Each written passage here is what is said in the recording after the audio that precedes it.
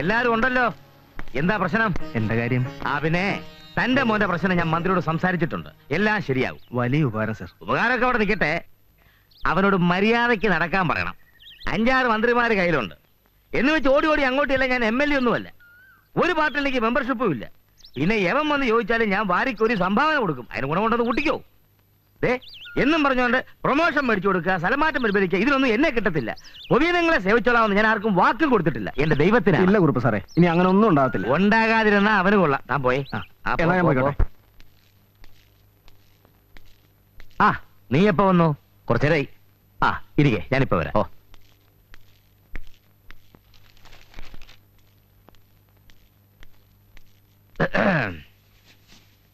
അനന്തം വന്നിട്ട് കണ്ടില്ലേ?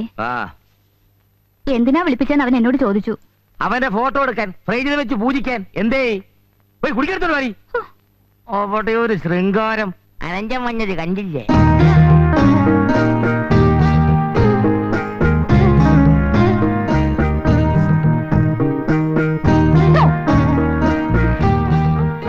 ഏറ്റില്ലല്ലേ?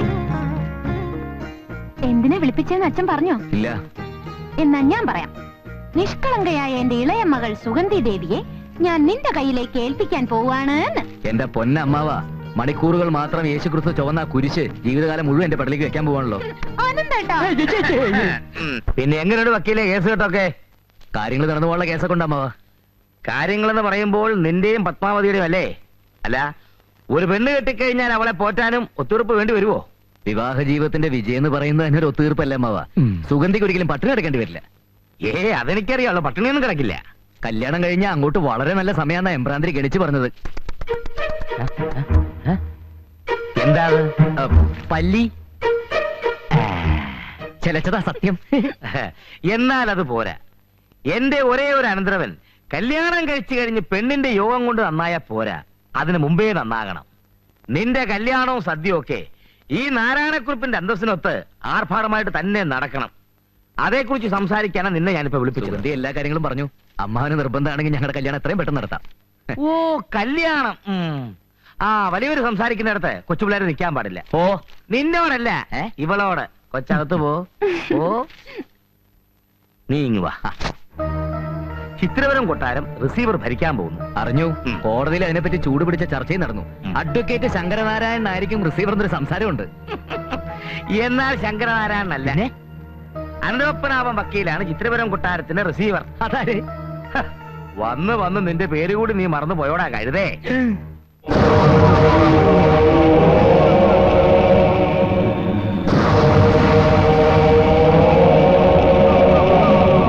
നീ തന്നെ ഇതൊക്കെ എങ്ങനെയാ പറഞ്ഞ് മനസ്സിലാക്കി കൊടുക്കുക? റിസീവർ ഭരണം കയ്യിലോട്ട് കിട്ടി. പോയോ അനന്താ?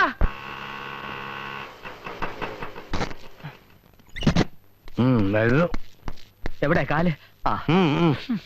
എവിടെ ആള്? അകത്തുണ്ട്. റിസീവർ സ്ഥാനം കിട്ടുക എന്ന് പറഞ്ഞാൽ എല്ലാവർക്കും ബോധം തെളിയാ പതിവ്. ഇവിടെ ഒരാൾക്ക് ബോധം പോവുക എന്ന് പറഞ്ഞാൽ എന്റെ കർത്താവേ. അവന്റെ മനസ്സ് നിനക്ക് അറിയാലോ. ഇരട്ട കൊലപാതകം നടന്ന കൊട്ടാരമാത്. അവിടെ ചെന്ന് താമസിച്ച് ഭരിക്കാന്ന് വെച്ചാൽ ചില്ലറ കാര്യമാണ്. ഒറ്റയ്ക്കല്ലല്ലോ, ഞാനും ഇല്ലേ കൂട്ടിന്. അതാണ് ഇപ്പോഴത്തെ ഏറ്റവും വലിയ പേടി. ഇനി മുതലേ 3 പ്രേതങ്ങളെ സഹിക്കണ്ടേ? അപ്പൊ അപ്പൂപ്പനെയും കൂടെ താമസിപ്പിക്കാൻ തീരുമാനിച്ചോ? ഏതാ അലവലാതി ഗുരുത്വദോഷം പറയുന്നത്? ആദ്യക്ക് ഞാൻ വയസ്സായി നോക്കണ്ട. അയ്യോ, വയസ്സായത് ആര് പറഞ്ഞു? ബേബി ഫാമിലി അല്ലേ?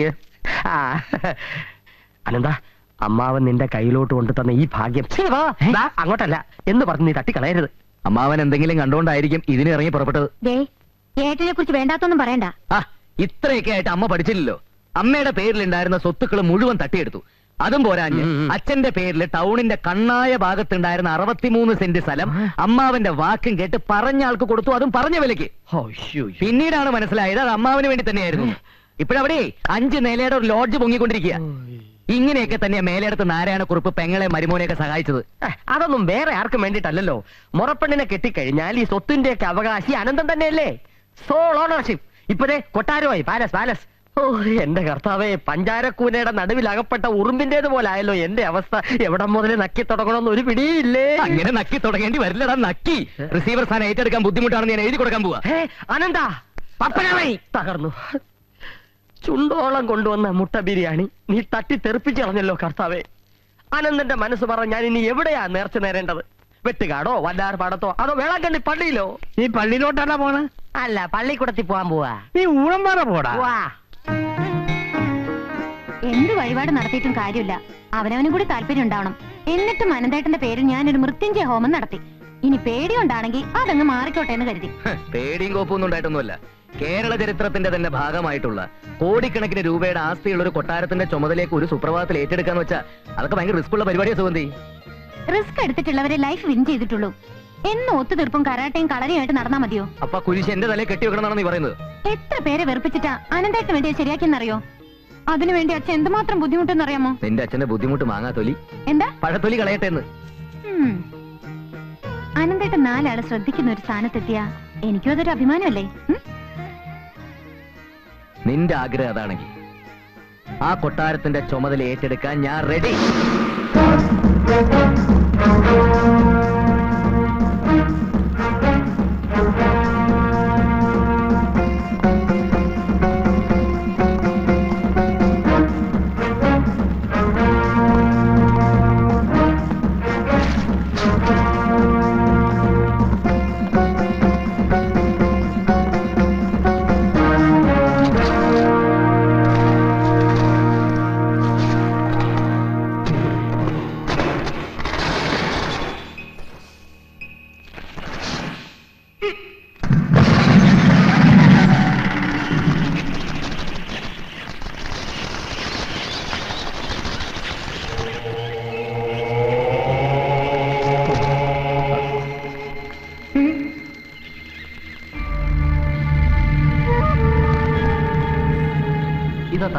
പേടിക്കാതെ ധൈര്യമായിട്ട് മേടിച്ചോളൂ, ഞാനില്ലേ കൂടെ. കോടതി മുദ്ര വയ്ക്കുന്നതിന് മുമ്പുള്ള സ്ഥാവര ജംഗമ വസ്തുക്കളുടെ ലിസ്റ്റായത്. ഒത്തു നോക്കിക്കോളൂ. 10-200 കൊല്ലത്തെ പഴക്കമുള്ള കൊട്ടാരായത്. 2 കൊലപാതകം വേറെയും. അതുകൊണ്ടൊരു ഹോമം നടത്തിയിട്ട് ഭരണം തുടങ്ങുന്നതാ നല്ലത്. എന്നാ ഞാൻ ഇറങ്ങട്ടെ. ഭാഗ്യമുണ്ടെങ്കിൽ വീണ്ടും കാണാം. അയാൾ പറഞ്ഞതിൽ എന്തോ ഒരു ധ്വനി ഉണ്ടല്ലോ. എന്താ ഇങ്ങനെ മുറുക്കെ പിടിക്കുന്നേ? ഒന്നുമില്ല. അങ്ങനെ എന്തെങ്കിലും ഉണ്ടെങ്കിൽ തന്നെ ഇരുമ്പ് കയ്യിലുള്ളത് നല്ലതാ. മെല്ലെ.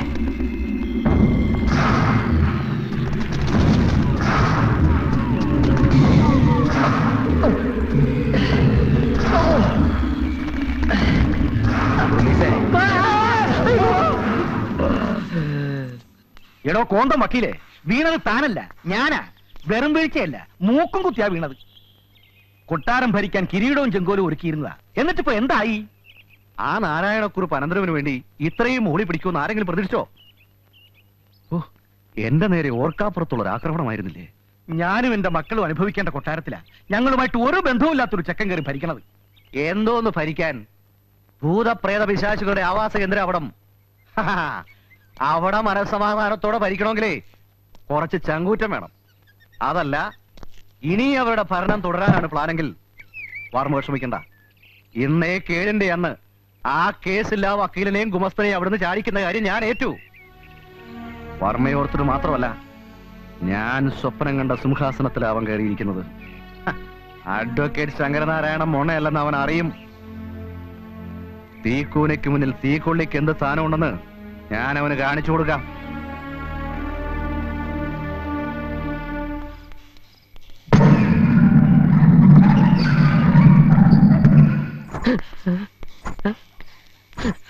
അനന്ത, ചെലങ്കേട്ട ശബ്ദം. കോപ്പ് താക്കോല ആണോ? അനന്ത, എനിക്കിവിടെ ജീവിക്കാൻ പ്രയാസമാ. നമുക്ക് റിസീവർ സ്ഥാനം ത്യജിച്ച് പഴയ ഒത്തീർപ്പ് എന്നെ തുടങ്ങിയാലോ? ഒരുമാതിരി ചൊറിയുന്ന വർത്താനം പറയരുത്. എന്നെ ഇതിനകത്തോണ്ട് ചാടിച്ച നീയല്ലേ? എന്നിട്ടിപ്പോ അയ്യോ, കൊട്ടാരം എന്നൊക്കെ പറഞ്ഞാൽ ഇതുപോലെ ചുക്കിരി വേലയും പിടിച്ച് വാതയും വവ്വാലുമായിട്ട് കിടക്കുന്ന സ്ഥലമാണെന്ന് ഞാൻ കരുതിയോ? പിന്നെ സാർ എന്താ കരുതിയത്? സപ്രമഞ്ചത്തി മലർന്നു കിടന്ന് മൃഷ്ടാന ഭോജനം അടിച്ച് തോഴിമാര് വെഞ്ചാമരം വെച്ച് തരുമെന്ന് വിചാരിച്ചോ? മര്യാദക്ക് ഞാൻ പറയുന്ന അനുസരിച്ച് ഇവിടെ കഴിഞ്ഞോണം. കഴിഞ്ഞോളാം. ആദ്യം ഇതിനകമൊക്കെ ഒന്ന് തുറന്നു കാണാം. എന്നിട്ട് കർത്താവ് തീരുമാനിക്കട്ടെ ഇവിടെ കിടന്ന് ഉറങ്ങണോ അതോ ഇവിടെ കിടന്ന് ചാടണോ. തീരുമാനിച്ചു.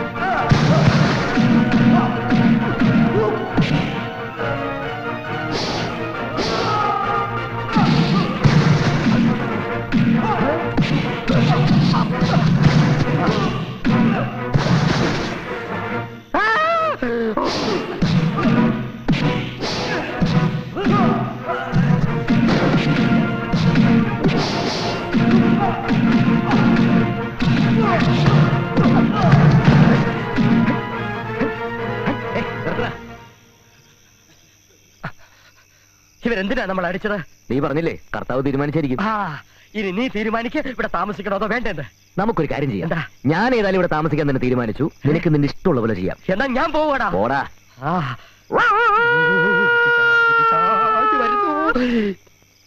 ഞാൻ പോണില്ല. ബാ.